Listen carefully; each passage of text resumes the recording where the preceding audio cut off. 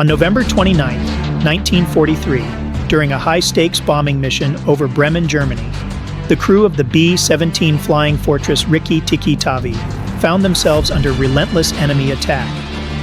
Among them was tail gunner Eugene Moran, whose harrowing ordeal in the disintegrating tail section of the bomber became one of the most remarkable survival stories of World War II. This is a story of aerial warfare, split-second decisions, and the unimaginable resilience of a man who refused to die. In the freezing skies over Germany, over 300 B-17s advanced toward Bremen, one of the most heavily defended industrial targets of the war. Just 10 minutes from the objective, tension rippled through the formation. Then came the dreaded call over the intercom. Bandits, 12 o'clock high. A wave of German Bf-110s approached head-on, avoiding the deadly arcs of the top and ball turret gunners. These fighters carried a new weapon, the 21-centimeter Werfer granite rocket, designed to scatter the tight formations. Rockets exploded among the bombers, and the formation erupted in chaos. First Lieutenant Linwood Langley, the 21-year-old pilot of Rikki-Tikki-Tavi, barely evaded a rocket that streaked past the cockpit. The navigator, Second Lieutenant Jesse Orison, returned fire with the cheek gun. Tail gunner Gene Moran saw more fighters closing in. Bandits, 5 o'clock high. Dozens of Bf-109s and FW-190s poured in, sparking a furious dogfight. Tracer fire crisscrossed the sky as all gun positions opened up. Shell casings pooled at the gunners' feet. Flak erupted around them, 88mm explosions rocking the formation. Despite the flak and the onslaught, the formation pressed on. Bombardier Donald Curtis opened the bay doors. Bombs away.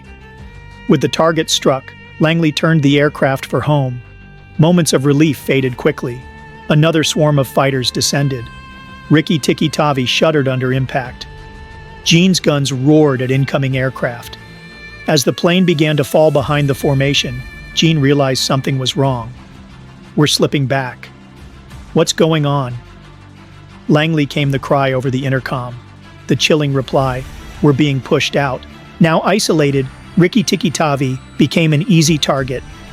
Enemy fighters tore into the bomber. Screams echoed through the intercom. Gene heard his best friend, ball turret gunner, Wilbert Pee Wee Provost, shout, "Mo, there's a son of a bitch. He's coming up at us, I'm done." Gunfire shattered the ball turret. Gene fought back with fury, downing a twin-engine fighter. A Bf-109 pulled up alongside, its pilot gesturing at Gene, pointing at him, then at the ground. It was a gesture to bail out, to live.